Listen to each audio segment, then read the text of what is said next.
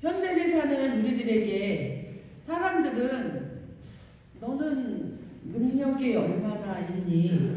너는 얼마나 잘난 사람이니? 하고 묻습니다. 그래서 요새 젊은이들은 그걸 뭐라 그러죠? 스펙이라고 하죠. 스펙. 예. 그래서 특별히 우리 과거에 옛날 어르신들은 그런 스펙에 관해서 신경을 쓰지 않았는데 요즘 젊은이들 사이에서는 그 스펙을 굉장히 중요시합니다. 그래서 이렇게 교환학생으로 오기도 하고 또 다른 봉사활동 하기도 하고 이것도 내가 앞으로 직장을 잡고 내 앞길을 나가는 데 있어서 중요한 한 줄의 목록이 되기 때문에 그것들을 위해서 굉장히 애를 씁니다. 그리고 스펙을 다 쌓고 나서 당당하게 나는 이런 사람입니다 하고 이제 입사 원서를 넣기도 하고 나를 표현을 하기도 합니다. 반면에 세상 사람들은 너 그리스도인 맞지? 라고 우리한테 물어봅니다. 그러면서 절대 죄를 지면 안 돼. 그리고 아무리 사람들이 너희한테 기분 나쁜 얘기해도 잘 참아야 돼. 그게 믿는 사람. 이렇게 강요 아닌 강요를 당하기도 합니다. 그리고 그 강요를 통해서 너희가 정말로 얼마나 신실한 그리스도인들인지 보여라 라고 하면서 높은 도덕적 기준을 요구하기도 합니다. 그래서 마귀는 항상 이렇게 속삭여요. 우리한테 와서. 우리한테도 속삭이지만 예수님께 와서 예수님을 시험해서 너가 만약 하나님의 아들이면 높은 꼭대기에서 뛰어내리라고 그래서 너 영광을 보여주라고 항상 우리 마음속에 예수님한테도 마귀가 이런 시련을 줬습니다. 그런데 여러분 우리들이 이런 걸 다 해결할 수 있는 능력은 없어요. 그런데 요즘에 서점은 갈 수가 없는 상황이지만 이제 인터넷 서점 같은 데서 보면 그 대부분의 베스트셀러들 중에서 특별히 자기 개발 서적들은 이렇게 인간들을 부추겨요. 넌 뭐든지 할 수 있어. 너를 위해서 살아야 돼. 한편으로 보면 굉장히 긍정의 마인드를 주고 할 수 있다라고 부추기지만 한편으로 생각하면 그것들을 통해서 내가 다 할 수 있어. 내가 왕이야라는 착각을 불러일으키기도 합니다. 그런데 여러분 우리가 세상에 추구하는 것과 하나님께서 우리에게 원하시는 것은 분명히 틀립니다. 그런데 우리가 이걸 얼만큼 잘 우리가 분별하고 이것들을 위해서 나가는지가 굉장히 중요합니다. 특별히 미국도 그럴 것 같아요. 한국 성형천국 외모 지상주의에 살고 있는 이 시대가 돼버렸어요. 그래서 이 외모가 초라해 보이면 아무리 재능이 있어도 사람들이 알아보지 못한다는 거예요. 제가 짧은 유튜브 숏을 봤는데 거기에 한 가수가 2억 원을 투자해가지고 얼굴, 머리에 모발 이식까지 다 했다는 거예요. 그래서 깜짝 놀랐어요. 근데 듣고 보니까 그 사람은 외모 때문에 늘상 자신이 없었던 사람이에요. 하지만 외모를 완전히 바꾸면서 자신의 자신감을 다시 찾았다는 이야기를 들었습니다. 우리는 물론 외모도 중요하지만 우리가 추구해야 하는 것들, 물론 그 사람은 나름대로의 그 성형을 통해서 자신감을 회복했지만 우리는 하나님이 원하시고 기뻐하시는 순종의 사람으로 살아야 한다는 거죠. 여러분 뭐 경험해 보셨겠지만 나 이거 할 거야 해갖고 다 이루어진 거 있으세요? 없어요. 네. 내 계획대로 내 만족대로 할 수 있는 세상은 아니지만 하나님께서는 우리 믿는 자들에게 말씀하십니다. 너 주위에 정말로 아파하고 울고 있는 한 사람을 품어라. 그게 참 그리스도입니다. 라고 우리한테 항상 말씀하십니다. 아멘. 그래서 우리 모든 성도들은, 모든 믿는 그리스도인들은 나의 관점이 아니라 하나님의 시선으로 하나님의 마음으로 받아들일 때 내가 완전한 하나님의 구원받은 자녀로 살 수 있음을 믿습니다. 아멘. 오늘 본문은 사무엘이 하나님의 지시에 따라서 사울을 대신할 왕에게 기름을 붓기 위해서 라마에서 이제 베들레헴으로 이렇게 갑니다. 여러분 편견 있으시죠? 선입감 있으시죠? 저한테도 있어요. 똑같이 이 선지자인 능력이 많은 사무엘에게도 그런 편견과 선입관이 있었습니다. 그래서 오늘 이제 이게 본문에 쭉 나오지만 사무엘은 하나님이 이 사람에게 왕 기름을 부으라고 얘기하지 않았지만 자기가 가지고 있는 선입관으로 엘리압을 보고 이 사람이 왕으로 세워질 사람이다라고 생각을 했어요. 그런데 하나님께서 말씀하십니다. 나 여호와는 외모를 보지 않고 중심을 본다라고 말씀하십니다. 여러분 세상에는 사람을 분별하고 판단할 수 있는 수많은 기준들이 있어요. 다 자기만의 가치 기준이겠죠. 그런데 오늘 말씀은 오직 우리의 중심을 보시고 마음을 보시고 사람을 세우시는 분. 그래서 우리 모든 성도가 이 외모 지상주의에 살고 있지만 외면이 아니라 내면을 갖고야 하는 이유가 오늘 여기 있습니다. 오늘 본문을 통해서 나눠보도록 하겠습니다. 1절 보겠습니다. 1절에 보면 여호와께서 사무엘에게 말씀하셨어요. 내가 이미 누구를 버렸다? 사울을 버렸어. 그러니까 다시 다른 왕을 세우기 위해서 또 베들레헴을 가라라고 이렇게 말씀을 하셨어요. 사무엘은 하나님의 말씀을 듣고 사울을 버렸다는 말을 듣고 굉장히 슬펐어요. 왜냐하면 사울도 사무엘이 기름 부어 세운 왕이었기 때문이었거든요. 그런데 어떻게 내 손으로 세운 왕, 하나님께서 말씀하셔서 세운 왕을 어떻게 하나님께서 버렸다고 말씀하실까? 그거에 대한 말을 듣고 굉장히 슬펐고 그거에 대한 또 두려움이 있었어요. 그랬더니 오늘 하나님께서 말씀하십니다. 그만 울어라. 이제 내가 준 사명을 가지고 다시 가서 뿔에 기름을 채우고 베들레헴으로 가라라고 말씀을 하십니다. 하나님은 사울 때문에 슬퍼하고 있는 사무엘에게 이미 사울은 이스라엘의 왕이 아니라는 사실을 알려주셨어요. 왜? 하나님께서 이미 사울을 버리셨기 때문입니다. 그 이유는 이따가 나옵니다. 그리고 이새의 아들 중 한 명을 왕으로 세우라고 명령을 하셔요. 사무엘은 처음에 이 말씀을 이해하지 못했습니다. 왕을 세우려면 사람들에게 알리고 공표하고 크게 해야 되는데 만약 지금 아직 사울이 왕으로 있는 상태인데 그렇게 했다가 사울이 군대를 데리고 와서 분명히 다 죽일 것을 알고 있었어요. 그렇기 때문에 사무엘이 두려웠어요. 그러나 하나님은 왕을 세우는 일에 많은 군중도 필요하지 않았고요. 거창한 예식도 필요하지 않다고 생각했어요. 단지 내가 택한 사람한테 가서 왕으로 세우라라는 정확한 메시지를 주셨습니다. 사람들의 눈으로는 어떻게 왕을 세우는데 간소한 제사를 드리고 예식으로 왕을 세울까라고 이해를 못했습니다. 하지만 이스라엘의 왕은 사람들의 인정을 받는 게 아니라 하나님의 주권으로 세워진다는 사실을 아시기 바랍니다. 여러분, 우리 믿는 자들에게는 어떻게 이런 우연한 일이 있을까라고 때로 생각할 때 있어요. 그런데 우리 믿는 그리스도인들에게는 우연이라는 게 없어요. 하나님의 계획 뒤에 감춰진 필연이라는 거예요. 그래서 우리 믿는 자들은 이거는 어떻게 이렇게 우연하게 일치할 수 있지라는 말을 해서는 안 된다는 거예요. 이처럼 하나님은 우리 삶 가운데 쉬지 않고 역사를 이루어 가시는 분이십니다. 아멘. 사무엘이 사울 때문에 계속 망설였어요. 그러니까 하나님은 암송아지 하나를 끌고 가서 사람들에게 그냥 하나님께 제사를 드리러 왔다라고 말하라 그랬어요.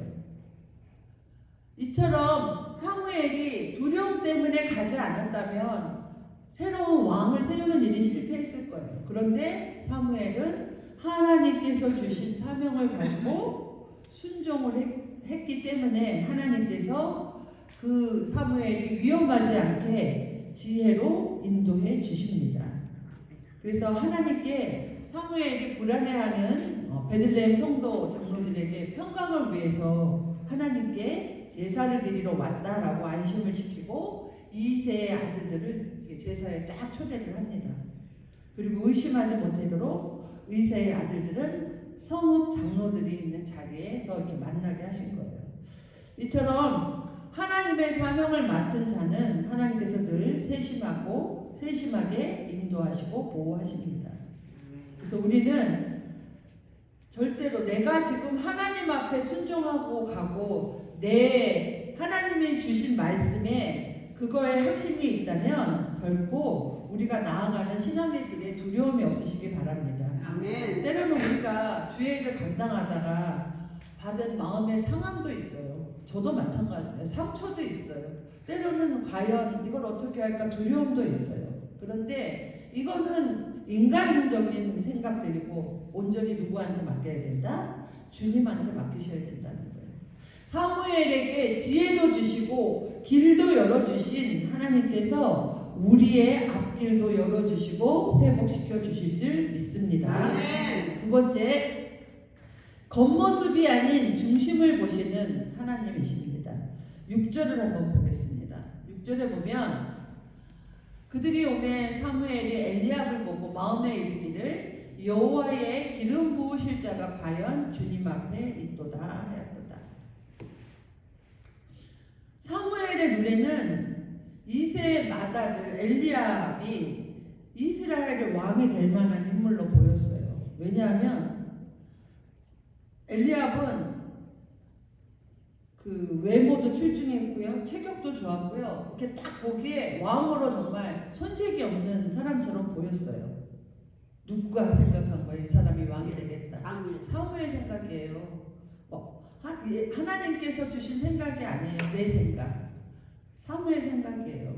사무엘은 마음속으로 여호와의 기름 부으실 자가 과연 주님 앞에 있도다 하고 외쳤어요. 그런데 하나님께서 다시 말씀하세요. 7절에 용모와 키를 보지 마.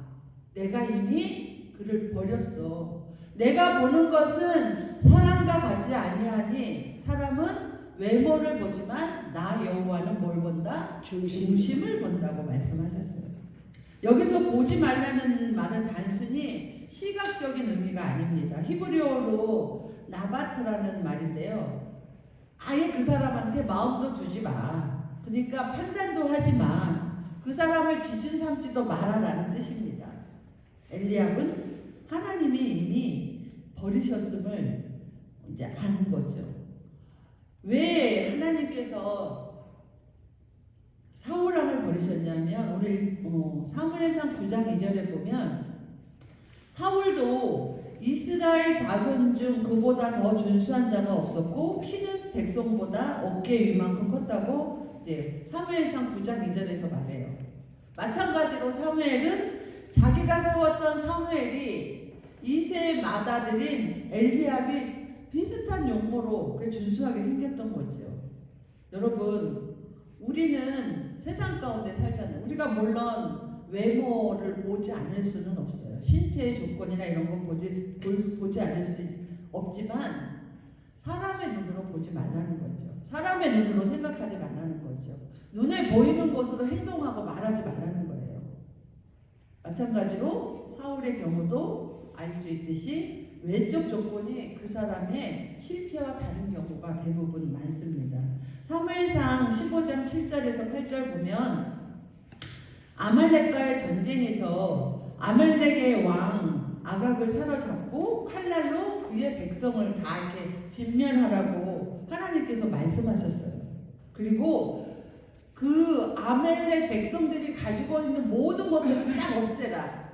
다 없애라고 말씀하셨는데 사울은 뭐라고 그랬냐면요. 사울과 백성이 아각과 그의 양과 소의 가장 좋은 것 또는 기름진 것과 어린 양과 모든 좋은 것을 나누고 진멸하기를 즐겨 아니하고 가치 없는 것은 하찮은 것은 진멸했다고 했어요. 하나님께서 사울에게 기름을 부으셔서 왕으로 세웠어요. 그러면 하나님의 말씀에 온전히 순종해서 모든 걸 했어야 되는데 사울은 하나님의 명령을 어겼던 거죠. 좋은 것, 눈에 보이는 것은 다 취하고 하찮은 것만 다 없애버린 거죠. 또 그래서 그 원인 때문에 하나님께서 이제 사무엘상 11절에 이렇게 얘기하십니다. 내가 사울을 왕으로 세운 것을 후회한다. 그가 돌이켜서 나를 따르지 아니하니 내 명령으로 행하지 아니하였으니라 하시니라. 그리고 그 말을 듣고 사무엘이 근심해서 온 밤을 여호와께 부르짖었습니다. 여러분, 우리들이 삶 가운데 내가 알고 있는 상식, 나의 판단이 항상 옳은 것이 아니라는 거죠. 내가 드는 생각, 어떤 일을 함에 있어서 드는 생각이나 판단, 그것들을 잘 구별할 수 있다는 거예요. 그리고 그것들을 우리가 겸손한 마음으로 인식해야 된다는 겁니다. 항상 누가 먼저냐? 하나님의 뜻을 겸손하게 먼저 여쭙고 결정해야 된다는 거예요.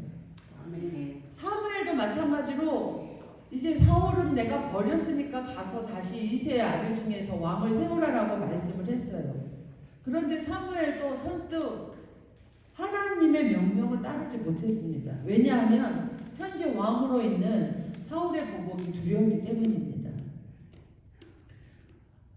그래서 그렇지만 사무엘은 그 상황을 두려워하지 않고 새로운 왕을 세우는 과정이 하나님의 뜻임에 순종하고 두려웠지만 하나님께서 주시는 지혜를 가지고 나아갔습니다.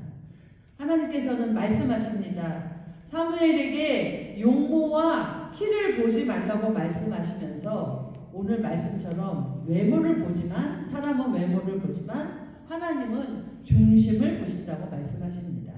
사람이 겉으로 드러난 행위를 보고 우리들이 판단할 수 있어요. 하지만 주님은 그 사람의 행동뿐 아니라 마음속의 동기, 생각까지도 감찰하시고 판단하는 분이십니다.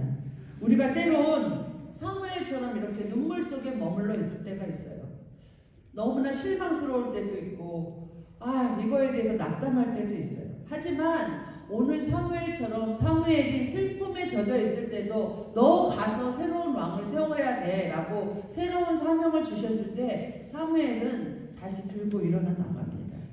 마찬가지입니다. 하나님께서는 우리가 눈물 속에 있을 때도 어떤 어려움 가운데 있을 때도 이미 새 일을 준비하고 계십니다. 아멘. 사무엘은 과거를 붙잡고 내가 이걸 과연 해야 돼 말아야 돼 생각을 하고 있지만 하나님은 이미 미래의 다윗을 준비하고 계셨고 또 다윗을 왕으로 세울 계획을 가지고 계십니다. 우리도 인생의 어려움 속에서 내 인생 이제 끝이다 라고 말하는 게 아니라 하나님께서 말씀하십니다. 아니야 이제 시작이야 라고 말씀하십니다. 하나님께서는 눈물의 끝에서 다시 새 길을 여시는 주님이심을 믿으시는 여러분이 되시길 바랍니다. 세 번째, 하나님의 마음의 합판자를 세우십니다. 11절 한번 보겠습니다. 또 사무엘이 이새에게 이르되 내 아들들이 다 여기 있냐? 이새가 이르되 아직 막내가 남았는데 그는 양을 지키는 자이다 라고 지키나이다라고 했어요. 그랬더니 사무엘이 이새에게 양을 지키고 있는 막내 아들을 데리고 오기 전까지는 나는 밥을 먹지 않을 거야. 그러니까 이제 이새가 얘기를 합니다. 막내는 아직 어리기 때문에 이 자리에 낄 필요가 없다고 생각을 한 거예요. 누구의 생각이었어요? 사람의 생각. 사람의 생각인 거예요. 하나님께서는 이미 정해놓으시고 하는데 우리 사람의 생각을 이렇게 판단한다는 거죠. 아버지인 이새도 다윗이 어리고 볼품없었기 때문에 다윗의 가진 외적 조건으로만 판단한 어리석은 아버지였던 거죠. 여러분 기억하셔야 됩니다. 하나님은 뭘 보신다? 중심을 보시는 하나님이십니다. 그래서 12절 13절 보면 사람을 보냈어요. 데리고 왔더니 다윗이 어땠다고 했어요? 그의 빛이 붉고 눈이 빼어나고 얼굴이 아름답다. 미소년 같은, 전혀 왕으로 세울 준수한 용모가 아니라 그냥 이 말에 의하면, 이 표현에 의하면 그냥 미소년 같은 용모였어요. 다윗이. 이제 다윗을 보고 하나님께서 말씀하십니다. 기름 뿔병을 가져다가 이제 사무엘이 다윗에게 기름을 부어라. 그 순간 여호와께서 다윗에게 여호와의 영이 그 순간 임했던 것입니다. 여러분, 다윗은 이스라엘 왕으로 예정된 게 아니라 하나님께 택하셔서 왕으로 세워진 거예요. 사람들의 눈에는 다윗이 전혀 왕처럼 보이지 않았어요. 보잘것 없었던 거죠. 하지만 하나님의 눈에는 바로 저자가 다윗이 이스라엘 왕이다. 이게 바로 하나님과 인간의 시각 차이라는 거죠. 모든 성도들도 다 같이 이렇게 겸손하고 정직한 믿음을 소유하시기 바랍니다. 그래서 우리가 사람의 생각으로 하지 않고 하나님의 마음으로 중심으로 주의 일에 힘쓰는 여러분이 되기 바랍니다. 아멘. 여러분, 외모 굉장히 중요하죠. 그리고 말 잘하는 거 중요하죠. 말을 통해서 실수도 하고 마음의 상처도 받죠. 일 잘하는 거 중요하죠. 직분이 뭐냐도 중요합니다. 하지만 그걸로 다 평가가 되는 건 아니에요. 하나님은 뭘 보신다? 우리의 중심을 보신다. 하나님은 사람이 보지 못하는 시간들, 헌신들, 남몰래 하나님께 눈물로 기도하는 거 다 보셔요. 그리고 누구에게도 말하지 못할 자신의 통해하며 하는 회개도 하나님께서 보고 계신다는 거죠. 이게 바로 하나님이십니다. 그래서 하나님이 보시기에 합한 자로 귀하게 쓰임 받으시기 바랍니다. 다윗은 아직 사람들의 눈에는 아무것도 아닌 존재였어요. 뭐였죠? 그냥 양을 치는, 그렇죠, 목동이었어요. 목동, 아주 어린 목동이었어요. 사무엘이 이새의 아들들을 모두 봤지만 아직 남은 아들이 있느냐 물어봤을 때 바로 막내가 남아있다고 말을 했습니다. 그런데 사람들은 아예 다윗을 무시한 거죠. 아예 그냥 기름볼 왕 자리에 아예 끼워주지도 않았어요. 그 중심을 보고 계셨는 하나님이신데, 그래서 그를 데려오라고 말씀하십니다. 바로 다윗이 내 마음에 합한 자다라고 말씀합니다. 여러분, 하나님은 완벽한 자를 찾으시는 게 아니에요. 그냥 하나님의 마음에 합한 중심이 있는 자를 찾으신다는 거죠. 나중에 다윗이 부족하고 실수도 많았지만 중요한 거 하나, 늘 하나님을 향해 있었다는 거죠. 그 마음이. 하나님은 오늘도 그런 한 사람을 찾고 계십니다. 우리가 때로는 말 실수도 하고 또 내 생각이 아닌 것들을 이해하다가 오해가 발생할 수도 있어요. 하지만 우리의 말보다 행동보다 믿음이 하나님께 드려지는 사람, 그런 한 사람이 되시길 바랍니다. 아멘. 말씀을 맺습니다. 우리의 외모 중요합니다. 능력 중요합니다. 우리가 어떤 것들을 행할 때 보이는 결과 굉장히 중요합니다. 그러나 여러분 기억하세요. 하나님은 우리의 마음의 중심을 보신다. 항상 내 마음에 좀 이렇게 서운함이 들 때 사람은 몰라도 누가 아신다? 하나님은 아신다라고 생각하시고 위로받으시기 바랍니다. 아멘. 누군가 나를 오해할 때, 내 진심이 전해지지 않을 때, 억울할 때, 상처받을 때, 그때 이제 이렇게 고백해야 되는 거예요. 하나님, 사람은 몰라도 주님은 제 마음을 아십니다. 아멘. 그렇게 기도하시면서 위로받으시기 바랍니다. 진정한 그리스도인은 날마다 하나님에 의해, 성령에 의해 인도받는 사람이에요. 사람들이 그 사람을 무엇라 불리고 어떤 옷을 입고 있는지 전혀 중요하지 않아요. 하나님의 백성인 우리는 바로 신앙의 본질을 붙들어야 된다는 거예요. 아멘. 우리는 때로는 외적인 모습, 상황, 태도 때문에 힘들어해요. 하지만 그런 마음을 갖고 예배에 참석합니다. 또 성경 공부도 해요. 신앙 훈련도 해요. 직분도 받아요. 하지만 그게 다 전부가 아니라는 거예요. 오늘 다윗을 한번 생각을 해보세요. 다윗은 형들처럼 왕을 붓는 기름을 붓는 자리에 나아가야 되는데 형들처럼 단장하지 않고 제사를 드리러 가지도 못했어요. 인간적으로 생각하면 이게 얼마나 서운한 일이에요. 땀을 치고 통곡을 할 일이죠. 하지만 그날 다윗은 자신에게 주어진 양치기의 임무를 잘 감당했어요. 그날 자신에게 주어진 환경에 성실히 임했다는 거예요. 그럴 때 하나님이 기름 부으시고 그 모든 수고와 염려를 기억하시고 높여주십니다. 아멘. 오늘 우리의 교회 안의 지체의 모습들도 다윗과 같은 모습으로 좀 나가길 원합니다. 공동체 안에서 일어나는 크고 작은 문제들, 결코 그 문제들이 내 안에 큰 문제가 되지 않기를 바랍니다. 그런 것들을 확대해서 확장해서 큰 소리로 말하는 게 아니라 하나님께서는 우리의 머리털 하나까지도 세시고 아시는 주님께 기도로 나아가시기 바랍니다. 외모로는 정말 보잘것없던 다윗이지만 마음의 중심이 늘 하나님께로 향하고 있었고 하나님의 뜻에 합한 자인 걸 아시는 주님께서 그의 수고와 노고를 아시고 그를 왕으로 세워주시고 높여주셨듯이 우리의 인생도 그렇게 나아갈 때 하나님께서 우리에게도 다윗과 같이 하나님께서 높여주실 줄 믿습니다. 아멘. 여러분의 모든 수고와 염려를 받으시고 기뻐하실 줄 믿습니다. 아멘. 내 모든 삶을 통해서 주님이 주시는 능력을 경험하시는 여러분이 되시기 바랍니다. 아멘. 하나님은 오늘 말씀의 제목처럼 여러분의 모든 것을 아시는 분이십니다. 아멘. 하나님이 아시는 그 마음, 그거를 생각하면서 위로받으시기 바라고 날마다 새 힘을 얻으시며 날마다 주님 앞에 헌신하는 여러분이 되길 예수님의 이름으로 간절히 축원합니다. 아멘.